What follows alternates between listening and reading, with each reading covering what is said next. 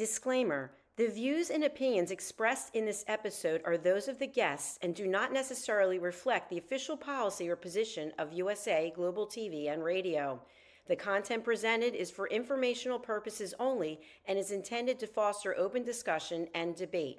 Viewer discretion is advised. USA Global TV and Radio does not endorse any particular viewpoint and encourages viewers to seek out additional information and perspectives. Saving America with Dr. David D. Schein.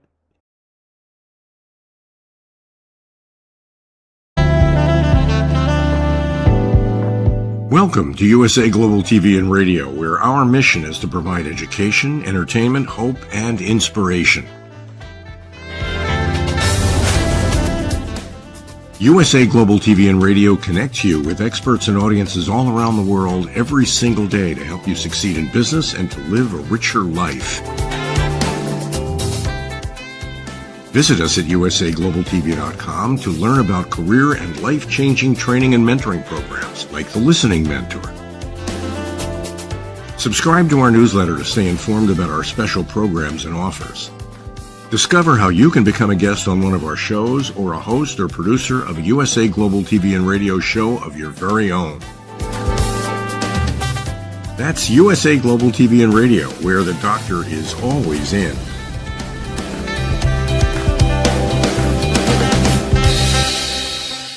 Welcome to Saving America. This is your host, Dr. David D. Schein. Women are tougher than men, and that's for real. Men play football and rugby. They are usually bigger, cut down trees, and generally act all macho. In my observation, not one of them could go through childbirth a second time if they even went through that pain the first time. And yet some women do it with impunity. The modern woman breastfeeds her baby only a few weeks after the miracle birth and then walks into the boardroom, a sales meeting, appears before the cameras looking like $1 million, or into a classroom. Guys would still be laying in a hospital bed at that point. Erika Kirk, the widow of the slain conservative activist Charlie Kirk, vowed in a primetime address only 2 days after her husband was assassinated, quote, "The evildoers responsible for my husband's assassination have no idea what they have done. They killed Charlie because he preached a message of patriotism, faith, and of God's merciful love," she said. "They should all know this. If you thought that my husband's mission was powerful before, you have no idea. You have no idea what you have just unleashed across the entire country in this world." My wonderful audience, I know that I could not do what she did if my better half was taken from me, and especially not in the brutal attack that took Charlie from her and the world. I watched most of her address live and just marveled at this illustration of resilience at the highest level. Her prediction above was right, as there has been a surge in requests for new chapters across the country since Charlie's brutal and untimely death. The far left has continued on its self-destructive path of violence and supporting criminals, not society. About a week after Charlie's death, the Turning Point Board unanimously made Erika the new CEO. Sadly, as rational people try to move past this tragedy, false information has been spread. The most egregious of this, perhaps, was that some claims from the left that Charlie was killed by a MAGA person, in other words, a Trump supporter. Tracking the sad history of the accused killer here, he is from a conservative family. Apparently, he was in that camp in the past. According to reports, his mother said that he had moved far left in the last year or two. The etchings on the rounds in the rifle and his other actions related to the assassination are consistent with that left position. While hard to form a direct connection, the report said he was involved in a relationship with his roommate, reportedly a male transitioning to a female, may have had an impact. A statement by Jimmy Kimmel that got his show suspended was along the lines of the less false narrative above. I note that the left wants to hammer the Trump administration, FCC, for Kimmel being suddenly suspended. However, my understanding is that it was about the money.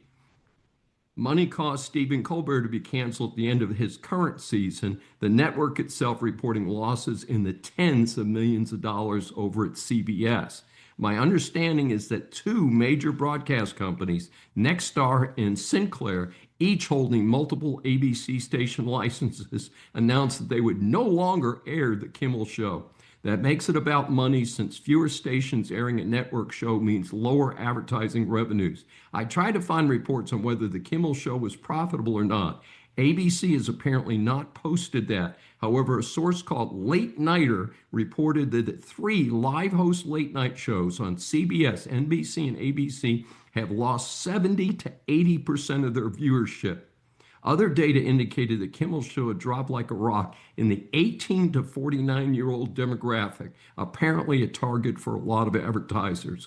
Regarding the censorship, having been censored from time to time on social media myself, it is something I hate. I don't think the Disney company, which owns ABC Network, considers their move censorship. They still lean left as far as I can tell. Otherwise, they would not air that miserable show, The View. They tolerate various liberal hosts on weekend so-called news shows. So money is the driver, not necessarily politics. United Kingdom in free fall. Is there hope for a turnaround? In the shadow of the pomp and circumstance of President Trump's royal reception in London, there is a real concern for the social context of this important American ally. That reportedly has confirmed its commitment to working with the U.S. on security and industry. There is no other country in the world with which we share such a closer bond. Behind the curtains, or maybe not so much behind the curtains, there are frequent reports of girls and even boys being raped, that there is little punishment for the perpetrators, that there is immigration situations starting to look like the Biden-Harris mess in the U.S. over the prior 4 years. Naturally, the official government position looked quite reasonable during the business part of Trump's visit with Prime Minister Keir Starmer. However, that cannot be reconciled with a comedian arrested at London's Heathrow Airport by 5 policemen with guns. This was reported by Graham Linham, who claimed in a Substack post that this happened to him. His offense was not murder or rape, but 3 reported jokes about trans individuals. Note that in London, police do not carry guns routinely. Further, it would seem it would be pretty safe to pick up a guy coming off an international flight. Doubt he was carrying a weapon. Apparently, this was not an isolated incident. The situation in the UK is so out of control that there was a mass protest called Unite the Kingdom shortly before President Trump's recent visit. This was led by a conservative activist who goes by the name Tommy Robinson. Police reports are that about 110,000 protesters showed up. There was a counter-protest that reportedly drew about 5,000 people. Robinson was calling for free speech and defending British heritage and culture. Some of his supporters carried the St. George's red and white flag of England and the Union Jack, the state flag of the United Kingdom. Some also called for honoring the late Charlie Kirk. I, for one, would not feel safe visiting the UK at this time. I hope there will be a return to rationality soon. Some conservative pundits here in the US have already described UK and parts of Europe as gone, meaning that they've lost their national identity.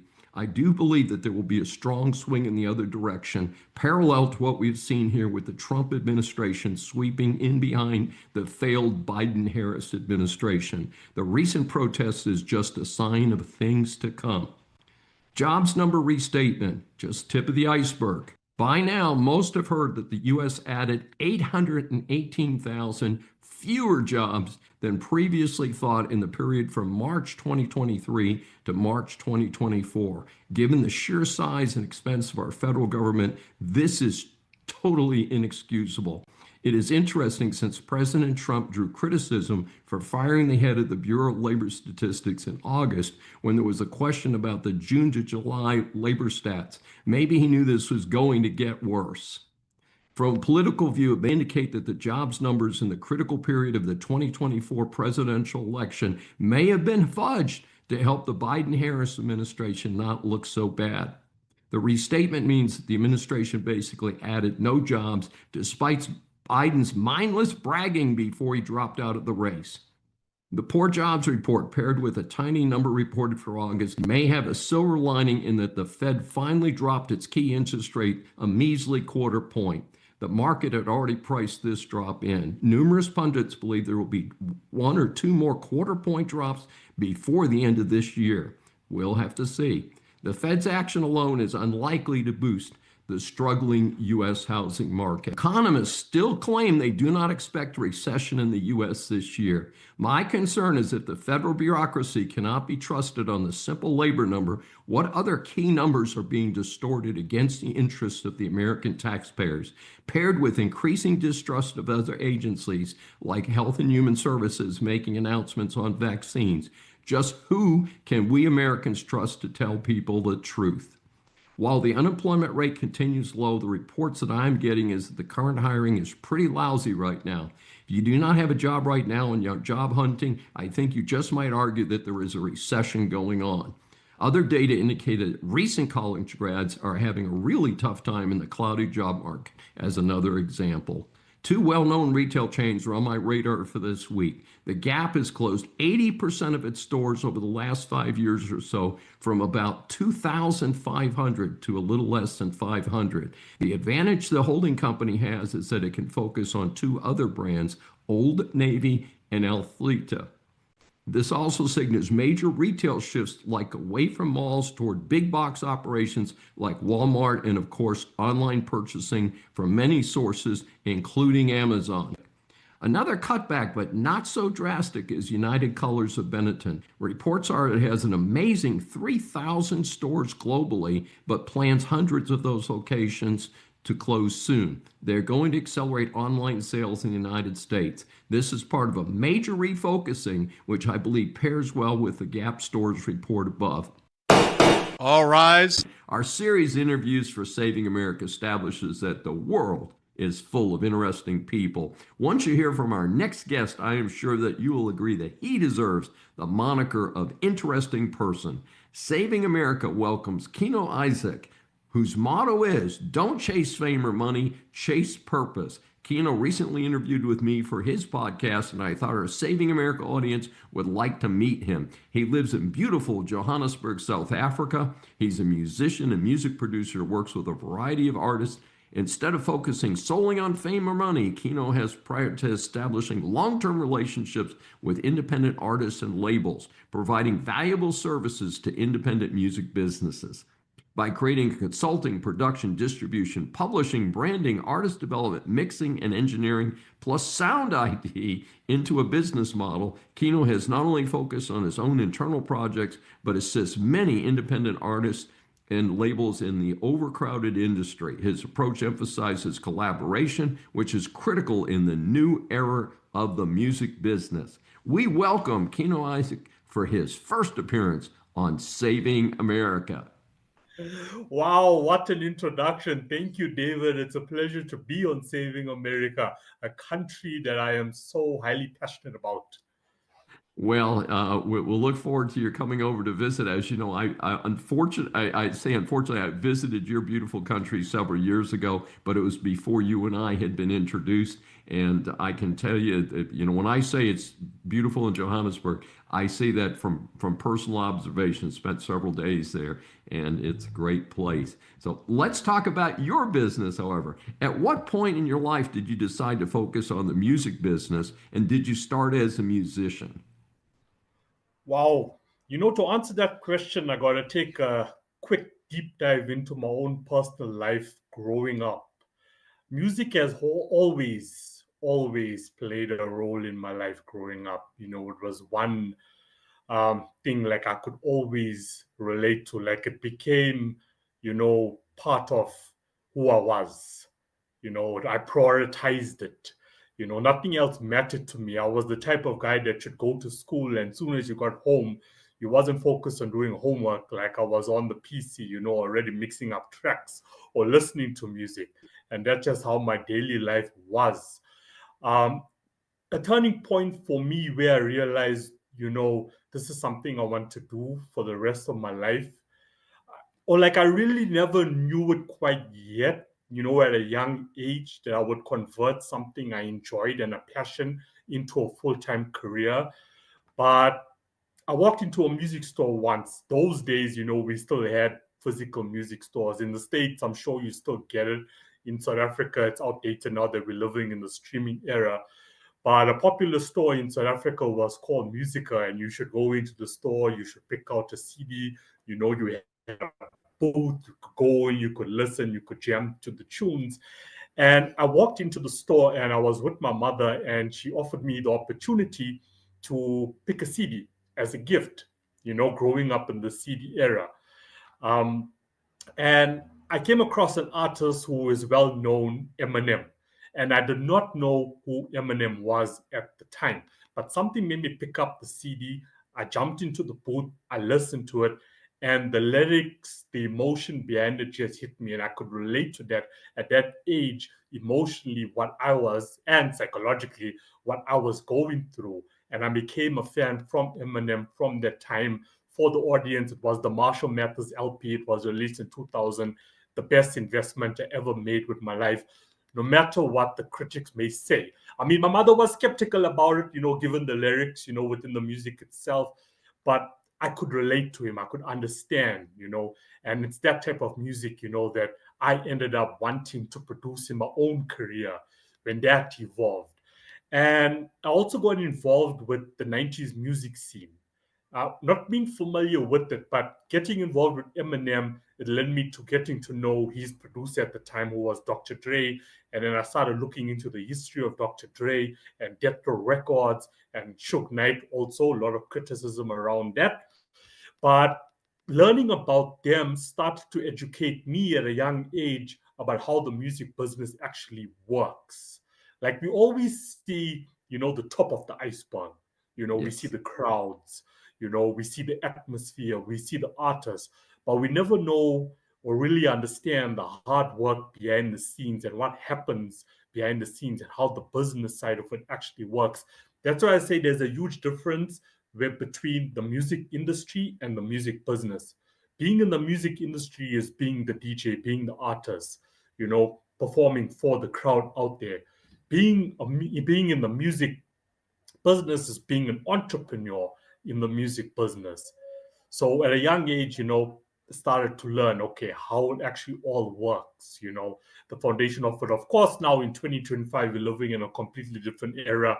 The industry is evolving, so it doesn't work the same anymore. But those same foundations still play a role in this day and age. So as I started to grow older, I always knew that somewhere down the line, I was going to get involved in the industry. I am a professional club DJ as well. That's how it started off for me. Being on the business side of stuff, I didn't want to be just a DJ. I also wanted to work on the business end of stuff. So I also started doing my own events as well. So then I could also manage DJs in the process. So besides being a DJ performing at the events myself, I was also managing the events and managing the DJs. And that's how it actually all started for me to build what I have created today, if that does answer your question. I did Absolutely. get And caught up in this. I just want to add one more thing. I was caught up in the system. I was always the outsider to the outside world, whether it be family, whether it be friends, whether it be my teachers at school. I should always think, differently. Like things didn't make sense to me, but music always made sense to me. The entertainment industry always made sense to me. So it was kind of hard to explain to people that, look, I want to be a professional DJ. And they'll be like, but what is that? Is that a career? Can you make something out of that? Or I'm a music producer. Is that a real thing? It's because we're so brainwashed in the system of, go to school, go to college, get a job, and then that's your life for, eternity until you pass away, until you leave us from this realm. But for me, it was like, nah, I want to be involved in it. So I was caught up in the system for quite some time. I had a day-to-day job, and then I was doing my events and DJing 50%. Production, came at a later stage in my life. Not too late. It was still in my mid-20s. And then one day I decided that, look, I want to jump into this full time. I'm jumping over this cliff and I'm going to see what happens next. And from that day till now, I haven't turned back. It hasn't been an easy journey. The world is changing. I see a lot of changes globally happening, and it's affecting the entertainment industry as well. The independent space is growing, which is great, with the position and I am in it, at the moment. All the red tape is slowly getting moved away. So there's pros and cons when it comes to the industry at the moment. But I do hope I've answered your Absolutely. question. Yeah. And I did want to ask you to share with our audience some of the performers that you've helped, and where can our audience hear some of the music that you are helping produce today? Sorry, can you repeat the question? Sure. You've begun working with performers, helping them to produce records and to get their music out. How can Yes. our audience name some of the performers you're working with, and how can their music be found? Okay, I'm going to take another deep dive into the history of my own career. So, because I always wanted to do things differently, there was a lot of nepotism in the business itself. There was, a good percentage that were favorites, and where hidden talent didn't know how to navigate the industry, and I was one of them. So, building my own career within the industry, I saw the corruption that was going on in it and the nepotism that was happening. And I saw opportunity being given to a certain percentage of people where hidden talent wasn't, no matter how many times they tried. And I should always see, even locally within South Africa, um, certain people getting to global stages, and then I'm like thinking to myself, okay, but I got the same abilities and skills to also be on those same stages. Why am I not there? So I had to build myself up the hard way, which is why I focus so much on the business end, because I knew how to actually, okay, put my own event together, perform at my own event with the DJs that I bring on board, DJs that nobody really know about, and still make good revenue out of it, instead of, like, I'm going to phrase it this way, kissing ass, to someone to perform on a global stage where you still never get there. And because it was based on, who I'm going to choose. So when it comes to the artists that I have worked with, there's several artists, independent artists that I am working with, have worked with within South Africa. But I needed to do something different, because in a crowded market at the moment, if you're an independent artist and you release a track, you put it onto Spotify, you're putting it on to the biggest musical warehouse in the world, or Apple iTunes, and your music is just going to go on to shelf 12B, it's going to remain there. Now, artists don't know they still need to market and brand themselves to actually get an audience to the track itself. And that can take a lot of time. That's where a lot of brand building actually comes in. Like, you need to build a brand simultaneously while still producing music. Like, artists just want to jump into the studio. They want to do all the fun stuff, with their homies, and they want to get a track out there. But 2 months down the line, they start to realize, okay, we've got the track out there, but we're not really sustaining ourselves financially now with that track. So I decided, okay, what can I do to change that, to, speed things up? And then I started to build a global community, and this started throughout the COVID period. And that's the importance of networking. And artists don't understand how important networking is, not even in the entertainment industry, in any industry. You, as an entrepreneur yourself, you should know how important networking actually is. So during the COVID period, I started to network. I started to get involved with coaches. And one of the coaches I came across on social media was Rick Barker. And he was the first manager for Taylor Swift. So after he stepped away from management, he started his own coaching agency. So I got involved with him, and I started learning from him, marketing strategies, branding. And then I thought to myself, okay, all this knowledge that I'm getting, I'm going to filter it down to the independent artists. And the crazy thing about networking and being consistent with your career is that one network can lead to someone else, and someone else can lead to someone else. And from Rick Barker, it led me to Clinton Sparks, who's also known worldwide. He's also worked with global artists worldwide, and he does a lot of coaching as well. It led me to joining his network.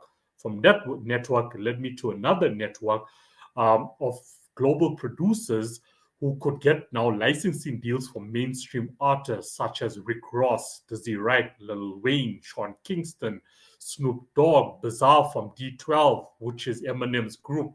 It's crazy, eh? It's crazy how Eminem, transformed my whole life, and then I end up getting an opportunity to have, someone associated with him on one of my tracks. So this became an opportunity for us globally with this network that I have in the independent space. So ideally, what happens with this network is the beat is composed with a licensing deal with this mainstream artist, can be a 16-bar verse. That comes over back to me. I now go into what we call in South Africa the townships, where hidden talent, has tremendous talent but lacking resources, such as having sufficient network, data to, get themselves educated on how the industry works. And I pull them out and I get them onto the track.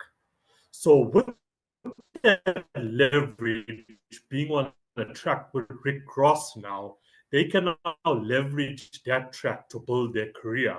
So now when across this artist, which is going to work better for you as an artist now. If someone comes across you and it's just Kino Isaac on a track, the chances of me listening to Kino Isaac or looking into Kino Isaac is quite slim. But now if I see Kino Isaac featuring Rick Ross or Kino Isaac featuring Lil Wayne, I'm going to be like, whoa, let me check this out. Because now I'm leveraging the brand that they have already created. So that's what I'm currently doing now with independent artists, is I'm giving them that opportunity to feature on a track with a mainstream artist. When the track is out there, my work is done. Now the artist can take that track and now start looking for opportunities for them, whether it be getting endorsement deals, merchandising deals. If they're still keen on looking for a 360 record label deal, which is fading away in this new era that we are living in now, the mainstream labels, are focused on the 1% that they got working for them. It's enough.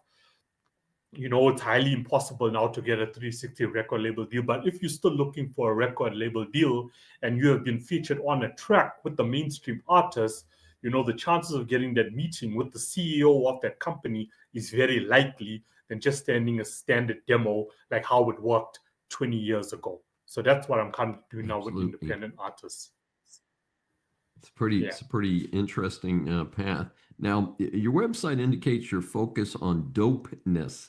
Please explain to our audience what that means and how that's applied to your industry, because we don't usually like dopey people. So I had to ask that. This is the second time in 2 weeks I was asked a question. Kino, explain to me what dopeness means. What does it mean when you say you're creating dopeness? To sum it up, creating dopeness is not following a trend, but creating a new trend. So I'm going to rewind to what I said I'm doing for independent artists in the lower income communities within South Africa. But keep in mind, this is global. This is happening global with the network that I've built in the United States. What I'm doing here, someone else is doing in another country. They may not be doing it at the scale I am doing it at.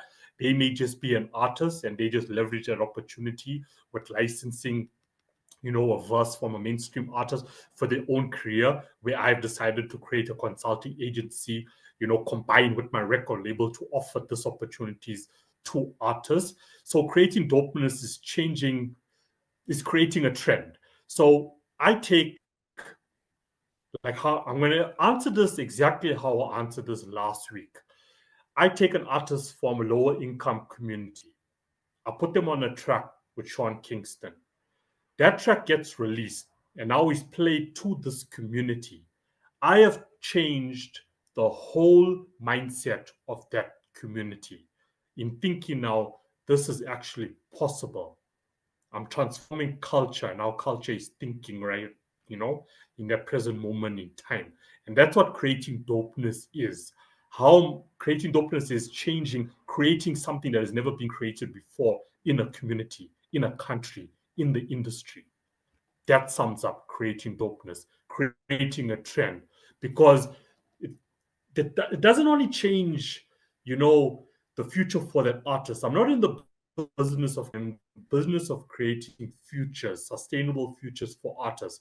But the moment that artist shines now appearing on a track with a global artist, the whole mindset of that whole community changes, as in, whoa, this was never done before. We never know this something like this could ever happen, or we could be part of the community of that artist that is actually on that track. Their whole mindset changes. Now nothing seems impossible to them. Now we can start climbing the ladder. Now we can start educating ourselves. Now we know that nothing is impossible. And that's what creating dopeness is. It's creating trends, not following trends. It's creating something that's never been done before. It sounds fascinating to me, and so glad we got a chance to revisit. So how can our audience get more information about you and all the work that you're doing? Well, when it comes to social media, my main platforms is Facebook. My creator account is Kino Isaac. Well, if you just search Kino Isaac, it's going to pop up. Instagram, the same, at Kino Isaac. Kino Isaac Consulting Agency, that page is also available on Facebook. There is the website also, Kino Isaac Consulting Agency, but it's under the umbrella of Posh Magosh Group. So to search for it, you'll actually have to poshmagoshgroup.co.za/Kino Isaac, and then you'll get to the Kino Isaac Consulting Agency page. I'm also on SoundBed. Search for Kino Isaac if you want to contact me there. You can also contact me via email, which is kino.isaac@poshmagoshgroup.co.za. Yeah, that's my main source of where you can inbox me. You can DM me like on any platform. I am on LinkedIn as well. I don't post as much on LinkedIn as much as I would like to. But when it comes to, say, a reel, for example, or something that I feel that will reach an audience on LinkedIn, I will post there. But you can also search for Kino Isaac on LinkedIn. Or you could just go on Google. Something amazing happened yesterday. So I'm in contact with an illustrator that's also based in the US. So I actually met her on one of another podcast that I co-host, which is called Talking Back to Suicide. And she's written a book, and she does a lot of poetry. She does a lot of art. Now she wants to convert all that art, those poems, illustrations, into music. So we decided to keep the conversation going, after interviewing her on Talking Back to Suicide. And she's going to be a guest on my podcast next week, Friday. But she also reached out to me to ask me if I could assist her, with transforming her art now into music, because she wants to reach, a larger audience to fight and combat mental illness. So I'm like, okay, cool. And then she sent me an email yesterday saying, Kino, I went on to Google and I searched Kino Isaac, and I was reading all this cool stuff about you and what you're doing for the community. And she was totally impressed about it, So I'm like, okay. So that's the power of building a solid brand online. So for the listeners, if you just go on to Google and you just Google Kino Isaac, my Google profile is there, it's going to pop up on front, as a musical artist first. But as you continue to scroll down, you're going to come across my social media accounts, Facebook, Instagram, LinkedIn, SoundBetter. You're going to check all that out. And then you can just send me a message and you can reach out to me.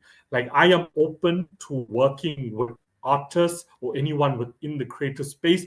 First, it was when you go onto my website, first it started off as music business consultant. Now I've changed it to creative business consultant, because as I started to, get more involved in the creative space, having the pleasure of interviewing you as an author, I realized for myself that the gap isn't too wide between the music industry and between the writing community, and also being an illustrator or a drawer or a graphics designer. So now I'm branching out where I want to work with different diverse types of creatives out there. So for an illustrator now who wants to convert their poems and illustration into musical compositions, I'm like, okay, this is another opportunity now to grow my brand and to grow the agency and to help another creative out there. So I want to work with more people, internationally. Like I mentioned on my podcast when I was interviewing you, bulk of my work has been involved in the US. And, my main message, to third world countries at the moment, me, living in one, if I could build a network overseas and meet more dope people, who are also changing trends, developing culture, you can as well. And if you want a starting point, reach out to me. Let's discuss it. One of the questions also I got asked on another interview was, what makes me different to just going on to Sound Better and hiring a music producer? So I've written a poem or I've got lyrics and now I need someone to put a beat together for me. Now you can go on to Sound Better and you can get a good producer who's going to charge you $500 to $1,000 just to put that beat together. Whereas with the Kino Isaac Consulting Agency, you're paying less than that. And not only are we going to get your music out there, as in composing the beat, but we're also going to educate you on the music business itself. So I've built a network internationally that involves psychologists, because psychology plays a huge role in developing an artist. That's the starting point.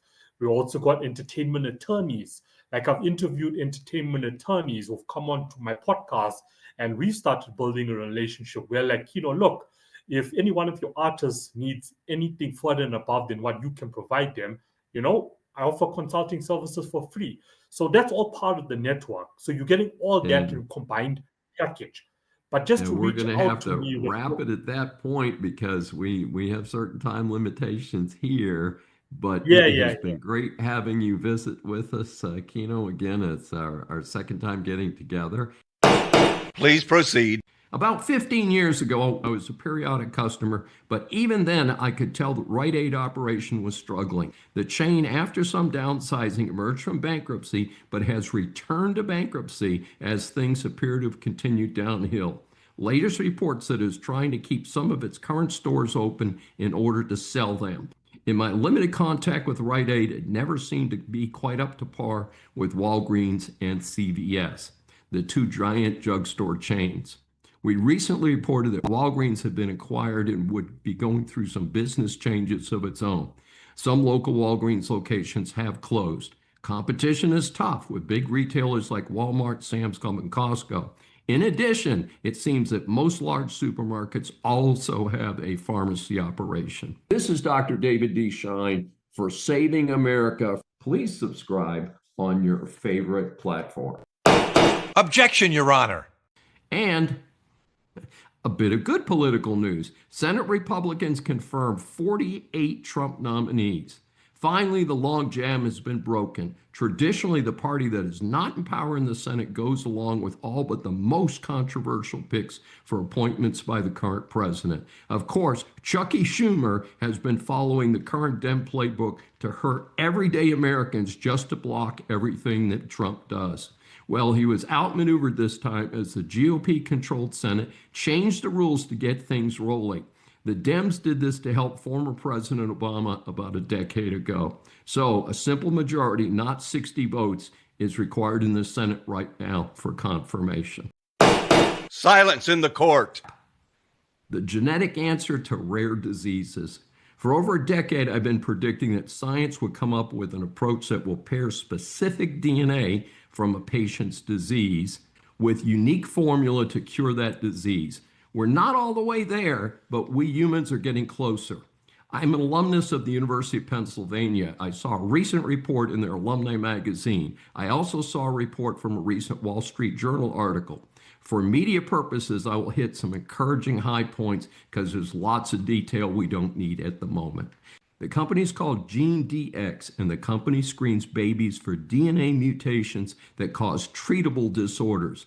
The article describes a baby born in August 2024 with carbamoyl phosphate synthase 1 deficiency, a genetic disorder that afflicts about 1 in 1.3 million newborns. My understanding is that the result of this very rare disorder is incredible. Early death, and those who few survive rarely live very long, and it's pretty awful, generally blind, etc. However, with advances in something called gene sequencing, doctors at the Children's Hospital of Philadelphia and the University of Pennsylvania's Medical School custom designed a substitute gene that was delivered to the baby's liver. The baby is doing great a year later. This type of advance is critical since mass medications are not financially practical for rare diseases. So custom remedies like this promise a better future for many. The idea is that there would be routine DNA screening of babies. There would be soon to be routine analysis of genes to see if there are hidden diseases. So common congenital disorders such as cystic fibrosis and sickle cell disease might be cured in infancy. In fact, the reports are that GeneDx can diagnose more than 4,800 disorders caused by genetic mutations that either inherited from parents or arise spontaneously. This would provide a better and longer life for many while reducing the high burden on the healthcare system for years to come. A bit of good news and maybe even more good news in the future. May I remind you, you're still under oath. Our series of interviews for Saving America establishes that the world is full of interesting people. Once you hear from our next guest, I'm sure that you will agree that she deserves the moniker of interesting person. Saving America welcomes Tracy Perkins, who is an award-winning author, a 4-time dementia caregiving survivor with 16 years of experience caring for 4 family members with various dementias and other illnesses.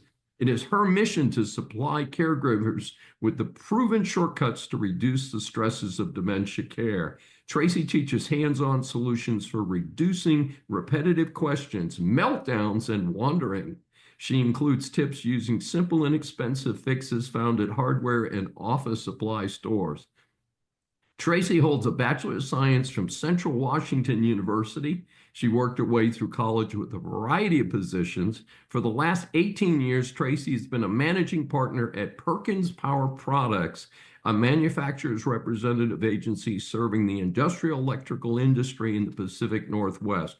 Prior to forming Perkins Power, for 11 years, she worked her way up the ranks from the laboratory administrative assistant to the regional laboratory director for Bureau Veritas, Industries and Facilities Division in Seattle, Washington. She is the author of Dementia Home Care, How to Prepare Before, During, and After, and is the host of the Dementia Home Care Show on the USA Global TV and Radio Network, one of our networks for this show, Saving America.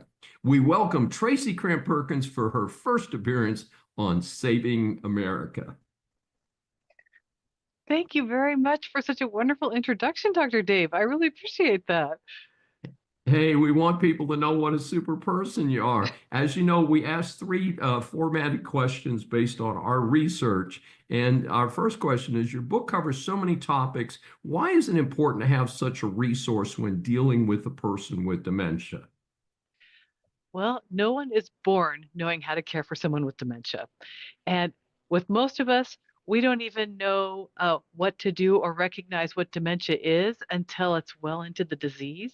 And by that time, there's not a lot of support tools advertised out there that is really in general knowledge. And what happened with my family and me is I got a panic phone call from my younger sister. She said that my dad was unconscious on the floor of his living room. And when he woke up a week later in the hospital, he was diagnosed with moderate Alzheimer's disease. So it really caught us off guard. And because we didn't have all the paperwork in place properly, I didn't have the right power of attorney to take him out of the hospital, and they refused to let me take him home. He ended up on a 6-month journey going from facility to facility with the dementia without them allowing us to bring him home.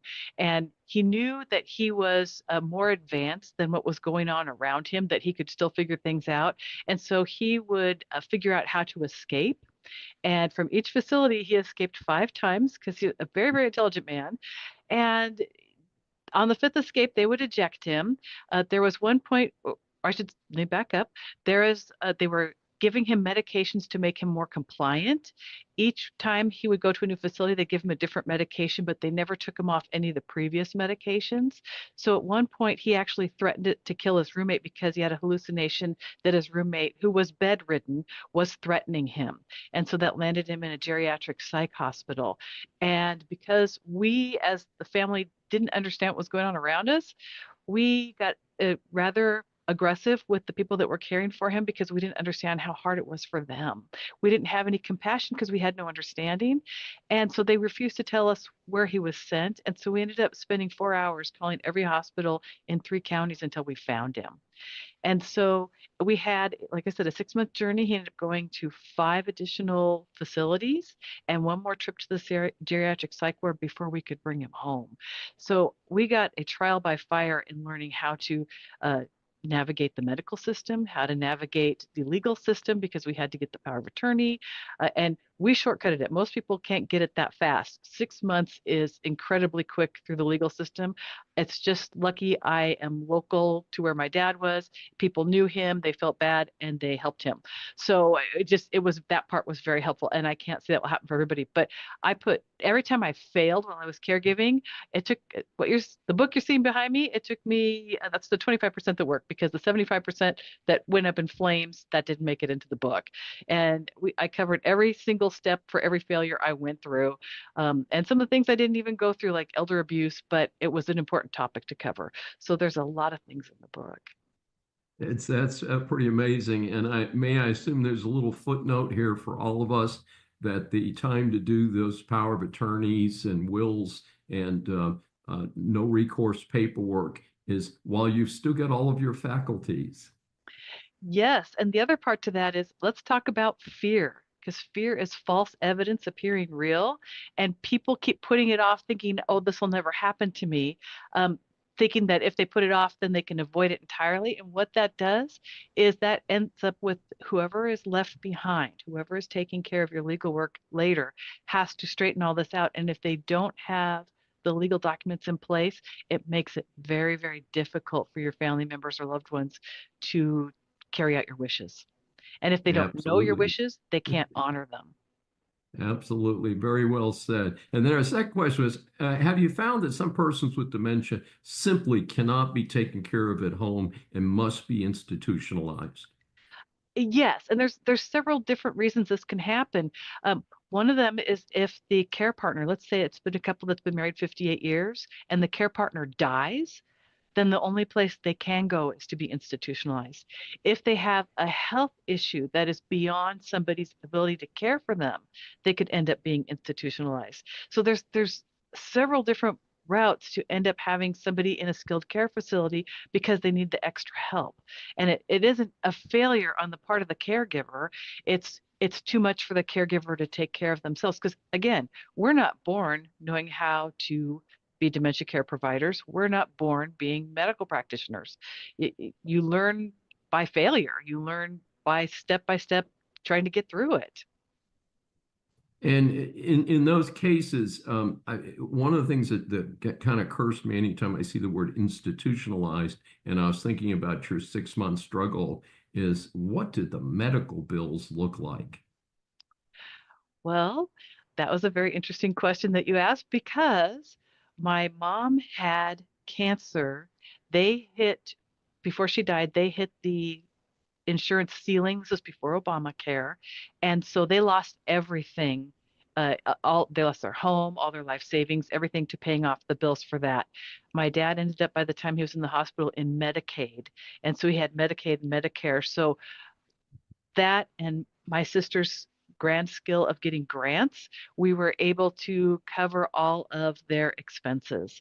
Otherwise, we couldn't have. And today, it's really wonderful. Today, there are more people giving grants to help people with care, including places like, Hilarity for Charity. They do grants for younger caregivers who are caring for family members who got early onset dementias, and so then they can actually have respite care and things like that. So there's monies available. You just have to know how to find them. And of course, you mentioned something that's a very special area, which is early onset dementia or early onset Alzheimer's, which is a very aggressive form of the disease. And usually, my understanding is the survival situation is very short, 6 months to a year. And we think of dementia as something, and not to be political, but what we see on the international stage with Joe Biden, who clearly is showing signs of dementia, couldn't find his way up the stage and stuff. But that is the more traditional form where people begin to show a series of symptoms, but they're not, completely out of the program yet, versus early onset Alzheimer's, which is a very devastating disease. And I think the average onset in that is between 40 and 45? It can be. I mean, Mm. it's considered early onset, anything before 70. So generally Mhm. speaking, the average age is 65, when between 50 or 60 and 65 when it hits. Yes. For many people, like if you took it at Laura Rogan Miller Rogan, her mom got it at the age of, I believe it was 55, and was Mhm. gone within 3 years. So it goes very quickly. It's not it's a very progressive disease, kind of like ALS in that regard, because it Yes. just happens so fast. I was at a networker a few days ago, and 80-year-old gentleman sitting next to me mentioned that he had lost his first wife due to ALS. And of course, that's a very rapidly moving and devastating disease, also known as the the baseball player's disease. It's a very, very sad situation. And our third question, what can people learn from your webcast on the USA Global TV and Radio Network? What do people hear about there? Oh, thank you for that question.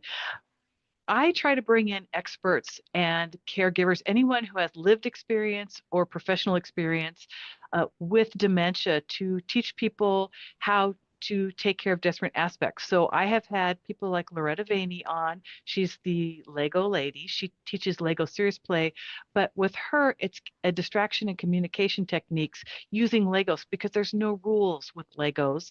And so you can use it to communicate with how somebody's feeling, to keep somebody from agitation. You can put that in their hands and allow them to create. Again, no rules, no structure. They can do whatever they like, and no one can tell them they're wrong, which happens a lot. Why people get upset, because everyone keeps correcting them. This gives you a freedom to just play. And so it's a wonderful tool. I've also had PK Bevel on. She's the inventor of the virtual dementia tour. And with that, she teaches family caregivers and professional caregivers what it feels like to have dementia.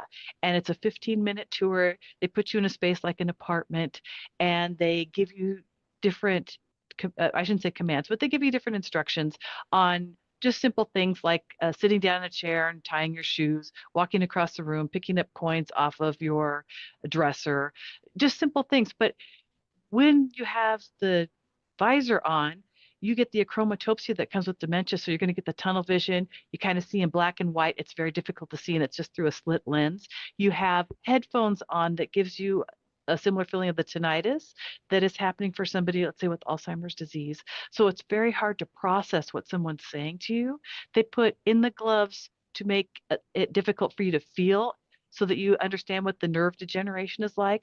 And also, they put pads in your shoes. So again, it makes it difficult to feel the floor, which is why you might see dementia patients walking with shuffled footsteps, because they can't feel the floor, and that's their way of solving that problem.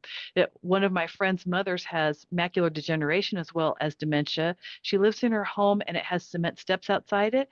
And when she leaves her home, instead of holding the guardrail, she can't see, so she bends in half. Now she's 90 years old, and she touches her way with her hands because she can't feel it with her feet for each step. And it's terrifying to watch, because you think she's going to fall at any moment, and there's no way to really catch her because there's not enough space to have somebody there to catch her. So I mean, it's a lot of different things that can happen, because and if you have the compassion to understand how it feels, it makes it easier to cope with it. Well, that is some really fascinating information, and I think very helpful to some of the many Americans who are facing these type of challenges with loved ones, unfortunately. And as we talked about, is hardly any family is completely saved from it, and just tends to be what type of resources are available and things like that. Now, how can our audience get more information about you, your book, and your webcasts? Well, you can reach me on my website at tracycramperkins.com.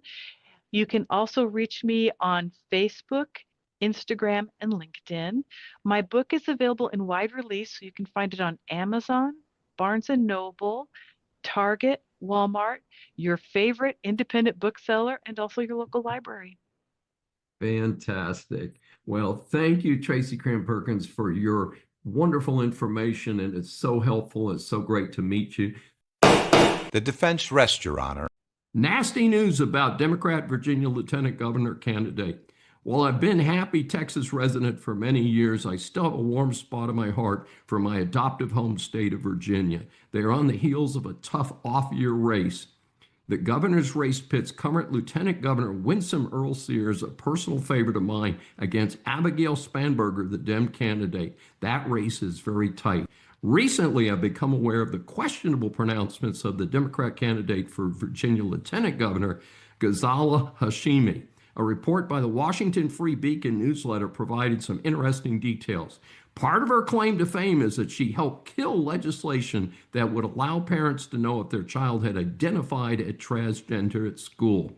Following the Dem playbook, since the Dems have nothing to sell, she reportedly claims that the majority of people in her state are bigots for their positions on DEI, sexually explicit books in schools, and similar mainstream positions. I'll allow it. Good people, the university funding cuts that I am hearing about causes me heart palpitations. Now, don't get me wrong, I'm thrilled with the cuts. $1 billion in federal funds and grants to Cornell University and $790 million to Northwest University have been frozen. The White House confirmed due to reported civil rights violations. This, of course, tracks well-publicized funding suspensions at Columbia and other woke schools, including fellow Ivies, Penn, and Brown. My question is, with the massive wealth that these colleges have, and of course they're tax-free, why is the federal government sending this kind of money to these schools? I can understand supporting HBCUs and small colleges and especially public schools. That's not what we're talking about here, folks. So I do have some real concerns about how this all got started in the first place, and I'm sure hoping that this is corrected. And I don't care if it's taken away because of DEI or woke or whatever it is. I think this needs to be taken away because they shouldn't need this money. It should go to needed public causes, including keeping Social Security and Medicare from going broke. Sustained. FBI agent arrested at the airport trying to leave the USA. I like it when the good guys win. In this case, somehow it's fitting that an anti-Trump FBI agent, Jonathan Boomer, got arrested at New York's JFK airport as he tried to skip out of the USA. He has been charged with leaking confidential information. Reportedly, he copied and released over 100 confidential files. He was not in custody since he was out on $100,000 bail. Glad someone was paying attention and caught him before he could leave the U.S. This session is adjourned. Thanks for joining me for Saving America. If you have questions or comments, please find me on various social media sites. I'm Dr. David D. Schein, and I will see you next week. Welcome to USA Global TV and Radio, where our mission is to provide education, entertainment, hope, and inspiration. USA Global TV and Radio connects you with experts and audiences all around the world every single day to help you succeed in business and to live a richer life. Visit us at usaglobaltv.com to learn about career and life-changing training and mentoring programs like the Listening Mentor. Subscribe to our newsletter to stay informed about our special programs and offers. Discover how you can become a guest on one of our shows or a host or producer of a USA Global TV and Radio show of your very own. That's USA Global TV and Radio, where the doctor is always in.